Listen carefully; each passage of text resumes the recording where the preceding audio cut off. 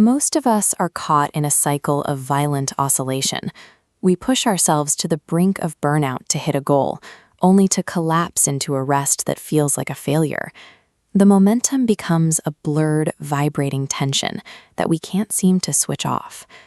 We have been trained to see peace as a reward, something that only unlocks after the list is finished, the promotion is secured, or the bank account reaches a certain threshold.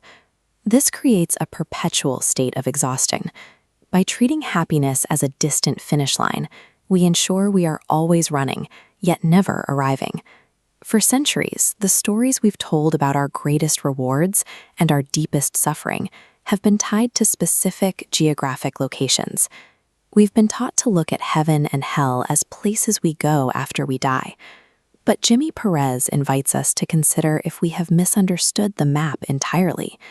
These ancient stories may actually be describing landscapes hidden within us. In this view, heaven and hell are states of being we visit every day, internal kingdoms where a war is currently being waged at the gates of our own minds. When we spend all our energy looking outward for paradise or punishment, we neglect our role as the actual stewards of our own internal experience. Standing at the gate of the mind is a force whispering a single command: become more. We know this force through the biology of dopamine, the molecule of more. It drives us to build, seek, and reach beyond the horizon. But dopamine has no off switch. It only rewards the pursuit. When this seeker archetype runs unchecked, the soul becomes a thirsty traveler standing in the middle of an ocean.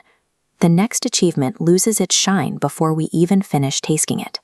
This internal fire that burns but never satisfies mirrors the ancient descriptions of hell.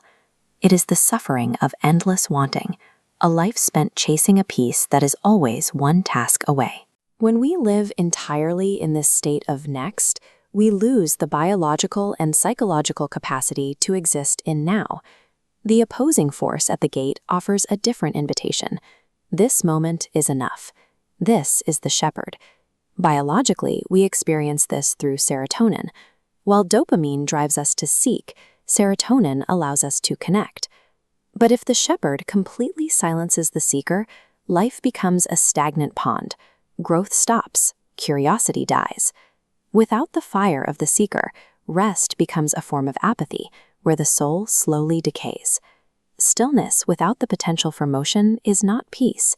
It is a rigid state of dormancy that eventually feels like its own kind of prison. This gives us a psychological way to look at the concept of the devil. Rather than a supernatural entity, we can see the demonic as any force, whether hyperambition or total apathy, that pulls us away from our center. The danger lies in the imbalance. When the seeker forgets the shepherd, or the shepherd cages the seeker, we lose the harmony required to sustain a healthy mind. The wisdom found in many mystical traditions isn't about choosing one of these forces and destroying the other. It is about their union. The seeker provides the fire and the drive to move forward, while the shepherd provides the temple, the stable structure that keeps the fire from consuming everything. This harmony, where the mind, heart, and body move together, offers a functional experience of heaven. It is the feeling of being fully engaged with the world while remaining completely at rest within yourself.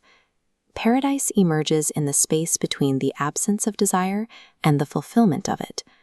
Beneath the loud demands of wanting and the silence of apathy is a still place. That is the voice of inner wisdom. It tells us to walk forward, but remember who we are. It encourages us to dream greatly, but forbids us from losing ourselves in the dream. The internal war ends when the two wolves lie down together. The moment conflict becomes harmony, the internal kingdom finally feels like home.